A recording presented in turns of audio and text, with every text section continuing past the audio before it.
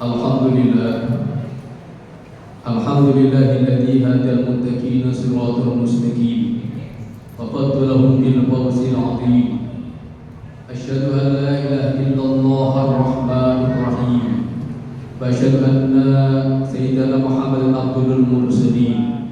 Allahumma shalli ala sayyidina Muhammadin il qalbil halim wa alihi al-mahbubin wa ashabil mamduhin wa man tabi'a sunnatahu ila yaumiddin. Amma ba'du fa ya ayyuhal hadirun usikum wa nafsi bi taqwallah faqad faza muttaqun. Wa qala Allah ta'ala ya ayyuhalladzina amanu taqullaha haqqa tuqatih wa la tamutunna illa wa antum muslimun. Wa qala Allah ta'ala aydan inna a'tainaka al-kautsar fasalli li rabbika wanhar inna syani'aka wal abtar. Shadaqallahul azim. Hadirin jamaah salat Jumat yang dirahmati Allah Subhanahu wa taala. Segala puji bagi Allah Subhanahu wa taala yang telah mempertemukan kita di hari Jumat di bulan Dzulhijjah. Mudah-mudahan kita senantiasa selalu diberikan keberkahan oleh Allah Subhanahu wa taala. Selalu diberikan kesehatan, panjang umur, serta kenikmatan dalam beribadah kepada Allah Subhanahu wa taala. Shalawat teriring salam kita sanjungkan kepada baginda kita Rasulullah sallallahu alaihi wasallam. Tidak bosan-bosannya kita bersolawat kepada baginda Rasul, dan tidak bosan-bosannya kita untuk selalu mengikuti apa yang telah dicontohkan oleh Rasulullah sallallahu alaihi wasallam. Hadirin jamaah salat Jumat yang dirahmati Allah Subhanahu wa taala. Pada kesempatan yang baik ini, mari kita bersama-sama untuk tingkatkan kualitas takwa kita kepada Allah Subhanahu wa taala. Takwa dalam arti menjalankan perintah Allah dan menjauhi segala larangannya. Jika ketakwaan ini sudah tertanam dan mendarah daging dalam diri kita, yakinlah terhadap janji Allah yang diberikan kepada kita berupa kelapangan dan keberkahan rezeki, kemudahan dalam segala urusan, serta jalan keluar atau kemudahan terhadap persoalan kehidupan yang kita jalani akan kita dapatkan. Sesuai dengan firman Allah Subhanahu wa taala, "Wa may yattaqillaha yaj'al lahu makhraja." Barang siapa yang bertakwa kepada Allah Subhanahu wa taala, niscaya dia akan membukakan jalan keluar baginya. Wa yarzuqhu min haitsu la yahtasib, dan dia memberikan rezekinya dari arah yang tidak disangka-sangka. Wa may yatawakkal 'ala Allah fa huwa hasbuh, dan barang siapa yang bertawakal kepada Allah Subhanahu wa taala, niscaya Allah akan mencukupkan keperluannya. Hadirin jamaah salat Jumat rahimakumullah. Kehidupan kita akan terarah karena takwa merupakan bekal yang paling penting dalam mengarungi kehidupan di dunia ini, sehingga akan menjadikan kita sukses dalam kehidupan akhirat dan kita akan mendapatkan kebahagiaan di dunia ini. Firman Allah Subhanahu wa taala, "Fatazawwazu fa inna khairaz zadi taqwa wattaquni ya ulil albab." Berbekallah karena sesungguhnya sebaik bekal adalah takwa. Bertakwalah kepadaku wahai orang-orang yang punya akal sehat.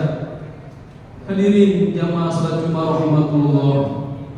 Apabila ada di antara kita sekarang ini menghadapi persoalan kehidupan serta punya utang piutang tidak terkunjung terbayarkan, maka inilah momen yang terbaik untuk kita meningkatkan kualitas takwa kita kepada Allah Subhanahu wa taala. Barangkali ada di antara kita yang sedang dirundung persoalan kehidupan yang tak kunjung terselesaikan, maka inilah kesempatan yang terbaik untuk kita semuanya agar kita bisa untuk dekat taqarrub ila Allah dan kita tingkatkan kualitas takwa kita. Insyaallah akan membantu kita dan akan memudahkan persoalan kehidupan yang kita saat sekarang ini. Ma'asyiral muslimin jamaah salat Jumat rahimakumullah. Saat ini kita berada di bulan Dzulhijjah. Pada bulan Dzulhijjah ini tidak bisa lepas dari 3 ibadah yang mampu meningkatkan ketakwaan kita kepada Allah Subhanahu wa taala. Ibadah tersebut adalah yang pertama salat, yang kedua berkurban, dan yang ketiga itu pelaksanaan ibadah haji. Selain memupuk ketakwaan dan keimanan Tiga ibadah ini mengandung banyak nilai-nilai dan hikmah yang mampu menjadikan kita pribadi yang baik dan semakin dicintai oleh Allah Subhanahu wa Ta'ala. Di antara nilai tersebut ada pasrah diri atau tawakal secara totalitas kepada Allah Subhanahu wa Ta'ala. Tawakal adalah memasrahkan setiap perkara kepada Allah. Pasrah kepada Allah bermakna memilih menjadikan Allah sebagai zat yang memutuskan hasil dari setiap perkara yang dihadapi seorang hamba. Kepasrahan ini menjadi sebab dicintai kita oleh Allah Subhanahu wa Ta'ala. Sebagaimana ditegaskan Quran surat Ali Imran, "Faida azamta fatawakkal 'ala Allah, innallaha yuhibbul mutawakkilin." Kemudian apabila kamu telah membulatkan tekad, maka bertawakallah kepada Allah Subhanahu wa Ta'ala. Sesungguhnya Allah menyukai orang-orang yang bertawakal kepada-Nya. Pada kesempatan ini, mari kita resapi nilai-nilai kepasrahan diri atau tawakal kepada Allah dari tiga ibadah yang identik dengan bulan Dzulhijjah tersebut. Pertama adalah ibadah sholat. Sejak awal melaksanakannya, kita sudah memasang komitmen kepasrahan diri serta menegaskan bahwa sholat yang kita lakukan semuanya hanya untuk karena Allah Subhanahu wa Ta'ala. Dalam sholat kita fokus dan menyerahkan sholat kita, hidup kita dan mati kita hanya kepada Allah Subhanahu wa Ta'ala. Sesuai dengan firman Allah Subhanahu wa Ta'ala, "Qul inna sholati wa nusuki wa mahyaya wa mamati lillahi rabbil alamin." Katakanlah, sesungguhnya sholatku, ibadahku, hidupku dan matiku hanyalah untuk Allah Tuhan semesta alam.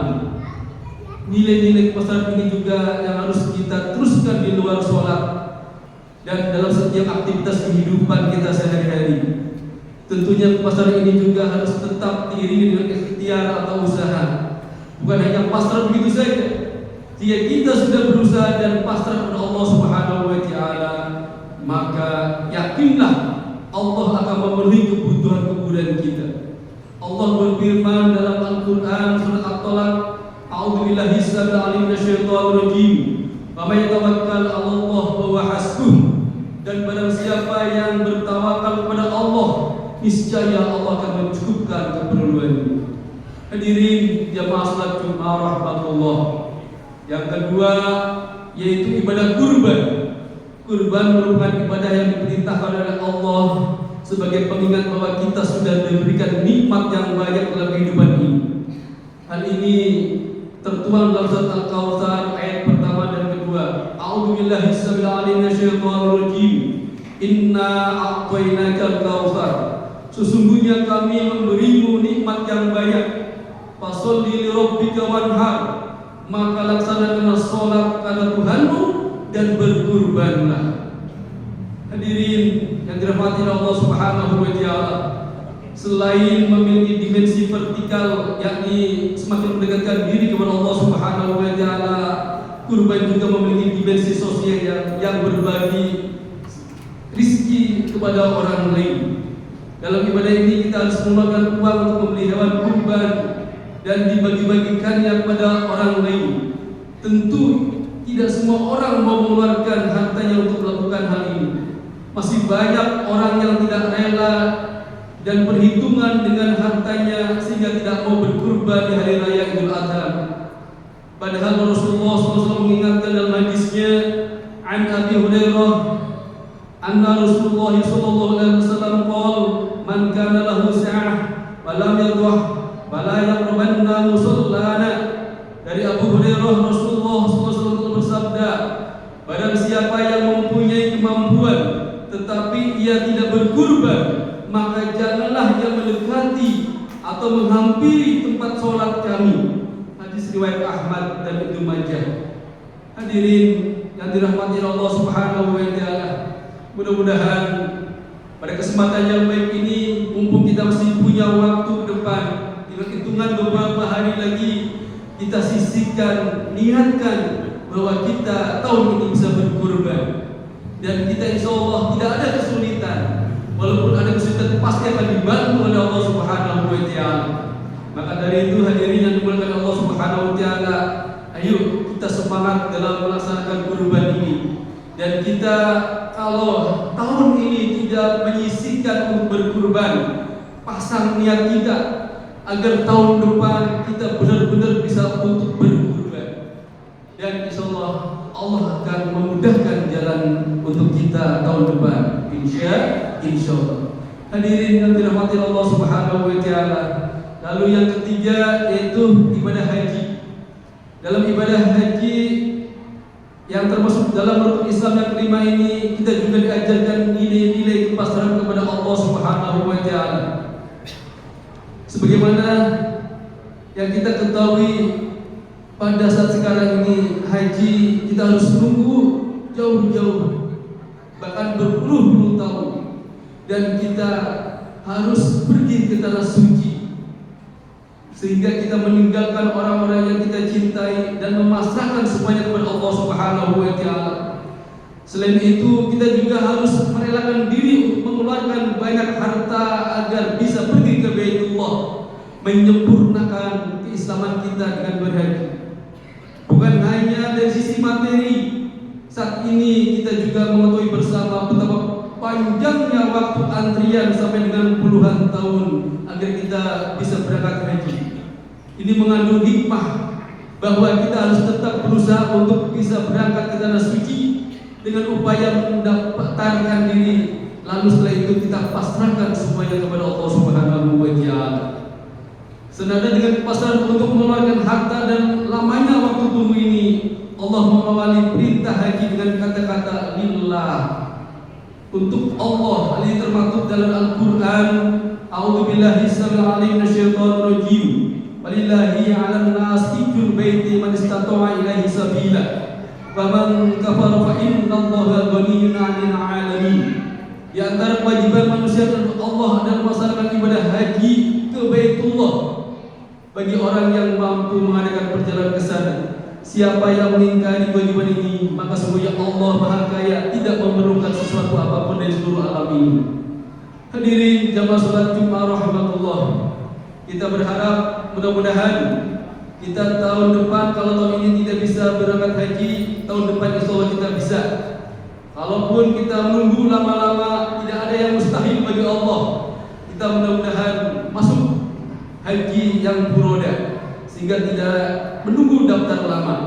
Dan sekali lagi, bagi Allah tidak ada yang mustahil. Kalau kitanya semuanya diniatkan karena Allah dan kita berikhtiar karena Allah, yakinlah pertolongan Allah akan selalu kita dapatkan.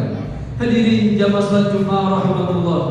Demikianlah nilai-nilai kepasrahan diri kepada Allah Subhanahu wa taala yang terkandung dalam 3 ibadah dalam pelaksanaan ibadah di bulan Dzulhijjah ini. Semoga kita senantiasa bisa mempraktikkannya dalam kehidupan kita sehari-hari. Wa